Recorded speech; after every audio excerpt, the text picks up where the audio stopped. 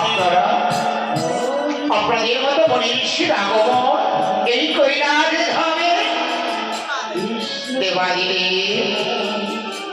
আর এই কৈলাস ধামে কেন এসেছি জানো? কেন তুমি আজ জীবনে হরি কথা শুরু করেছ, তাই আমাদের বাসায় দেখলাম একটু হরি কথা শুনতে চাই। সাধু সাধু হরি কথা শুনবার আবার শোনা যাবো, কিন্তু হরি কথার কতটুকুই আমি জানি। দেবাদিলে তুমি না বৈষ্ণবের চূড়মণি, তাই একমাত্র স্বভাবই তোমার মুখে এই হরি কথা। সাধু সাধু বেশ, আপনাদের মতো মনে দেশে যদি এই হরি কথা আমার বলবে থেকে শুনবার বাসনা হয়, আপনারা বসুন, আমি আপনাদের হরি কথা শোনাবো। সবাই সারিবদ্ধ হয়ে বসবে।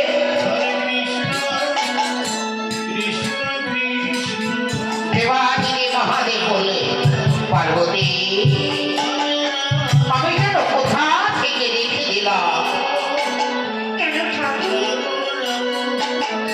তুমি এই হরি কথা বন্ধ করেছ আমার প্রভু রামচন্দ্রের কথা থেকে?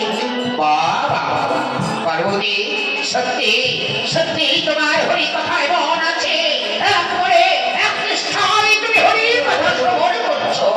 বাবা আমি শুনে শান্তি পেলাম পার্বতী।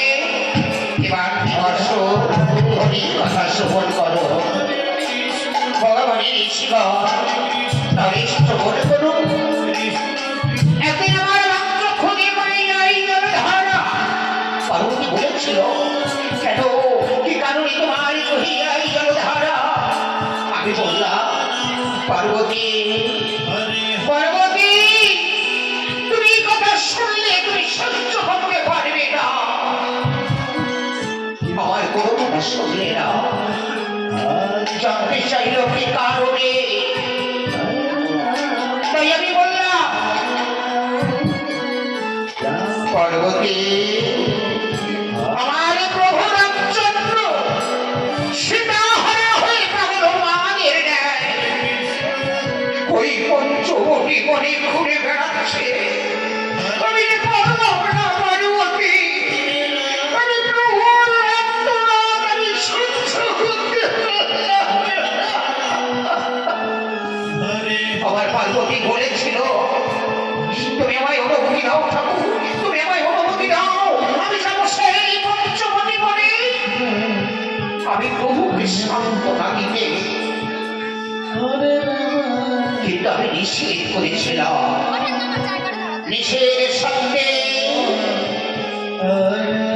পার্বতী সেই দিন সীতারূপ ধারণ করে গিয়েছিল পঞ্চবটি বনে। দেখতে পেল ঠাকুর লক্ষ্য, চিৎকার করে উঠল, দাদা ও আসছে আমার মা জানকী। সেদিন আমার রামচন্দ্র ছুটে গিয়ে পার্বতীর দুটি চরণে জড়িয়ে ধরেছিল।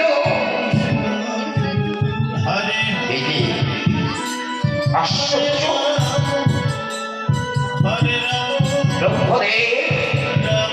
তোমার হরি কথায় মন নেই, এক দৃষ্টিতে চেয়ে আছো তৈ লক্ষ বাহিনী দুর্গার বদনে পারে। কি আছে, কি আছে তার বদনে? না, তোমার হরি কথায় মন নেই, তোমার লক্ষ্য হচ্ছে এই দুর্গার বদনে পারে না। এই হরি মা শুনেছে, যে হরি কথায় মন দেয় না, যে হরি কথা শ্রবণ করে না, আমি তাকে ক্ষমা করি না। এবার আমি তোমায় কিছুতে ক্ষমা করবো না। লক্ষ্যদেব এবার সহ্য করো এই মুশরাঘাত।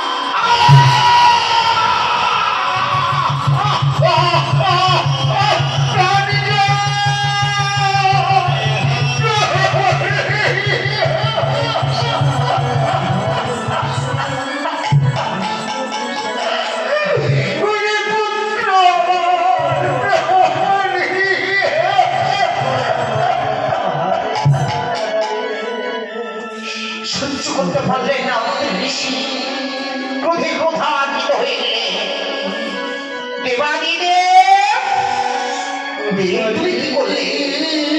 তুমি কি করলে দেবাদিনে? তুমি না বৈষ্ণবের চূড়ামণি? মানি না, মানি না আমি তুমি বৈষ্ণব। তোমার বৈষ্ণব আচার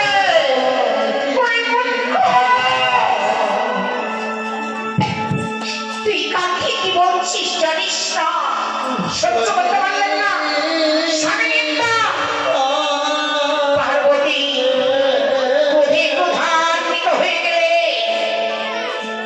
দেবাদিনী মহাদেবের ত্রিশূল রইল তার হাতে।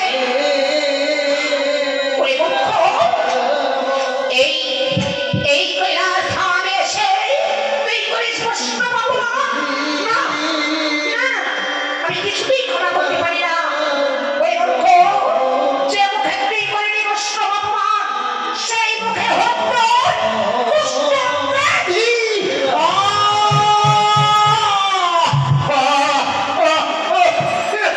কি করলে? কি করলে মা? কি করলে?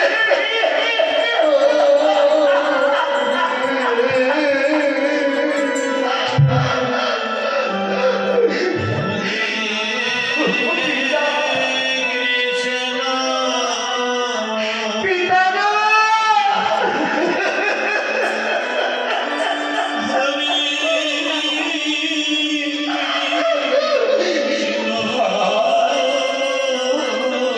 আজ এই হরির কথা শ্রবণ করতে এসে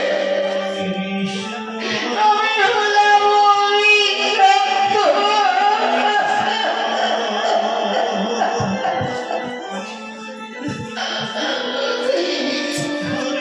কৃষ্ণ হরি দেবাদিদেব, তুমি কি করলে? তুমি কি করলে দেবাদিদেব? প্রভু জয় জয়ানো, প্রভু জয় জয়ানো। এই হরি আসরে সে হরির কথা শ্রবণ না করলে আমি তো কোনোদিনই কাউকে ক্ষমা করি না। হরিবাসরে এসে যে হরির কথা শ্রবণ না করে তার মতো অপরাধী কেউ নেই প্রভু। তাই তো আমি ক্ষমা করতে পারলাম না। পার্বতী, তুমি কি করলে? তুমি কি করলে পার্বতী? তোমার না পরম ভক্ত ঠাকুর। তুমি যে জানো ঠাকুর, আমি বৈষ্ণবের ধর্মী। আমি বৈষ্ণব অপরাধ কিছুই ক্ষমা করতে পারি না। তাই তো আমি তাকে করলাম অভিশাপ। মা!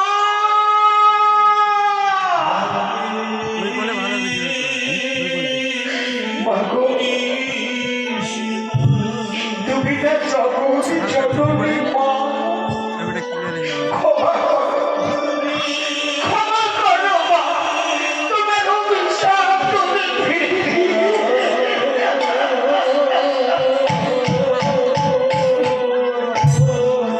না, না, যে অভিশাপ আমি করেছি এই অভিশাপ আমি কিছুতে ফিরে দিতে পারবো না। ওরে ওরে বৃদ্ধ, যে অভিশাপ করেছি অভিশাপ হবে তোর হবে কুষ্ঠ ব্যাধি।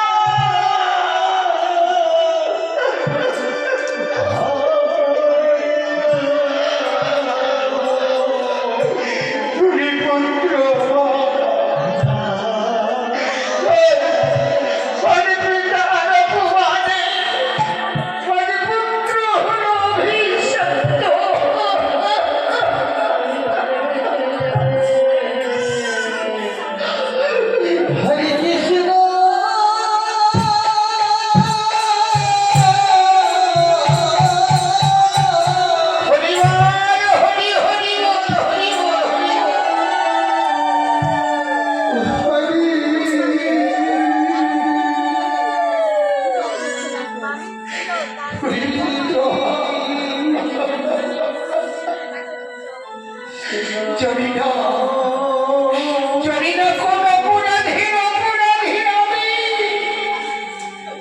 তাই তো আমার খুশি হলো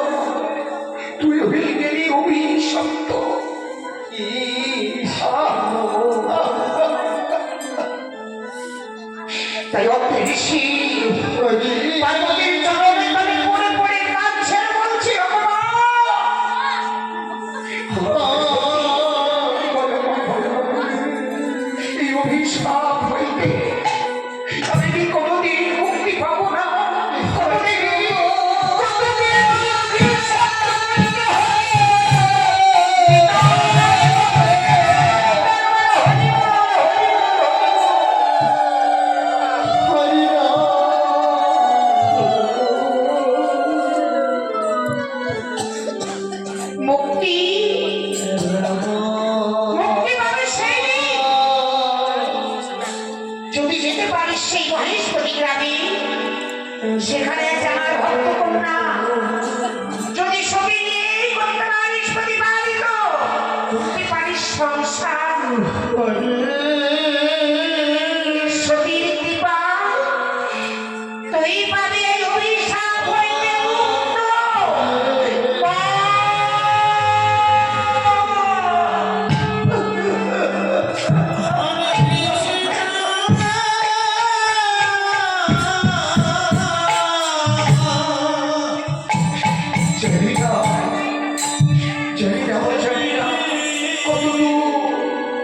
কতদূর সেই মহেশপতি গ্রাম, কতদিনে আমার সেই মহেশপতি গ্রামে আমি কি সেই সতীর সন্ধান পাবো?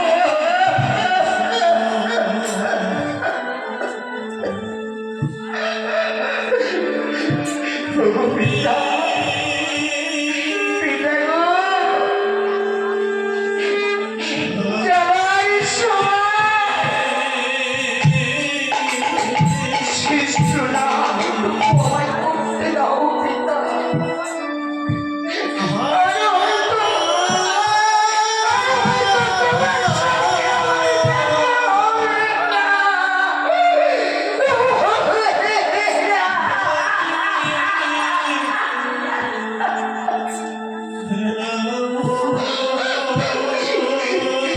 পিতা, ওগো পিতা, তুমি একবার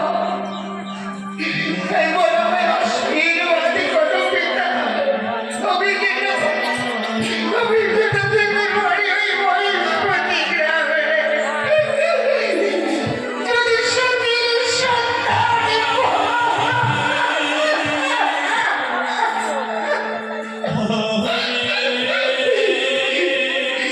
তুমি ভালো, আর যদি না পাই, তোমার পুত্র, তোমার পুত্রের ভবিষ্যের দেখাবে না। তোমার পুত্রের হবে মৃত্যু হরে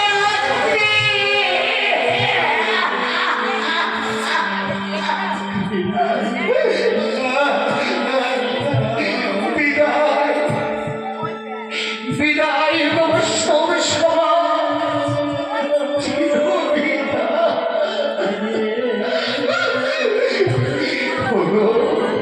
ওগো আমার বিবাহিনী মহাদেব, বিদায়, চির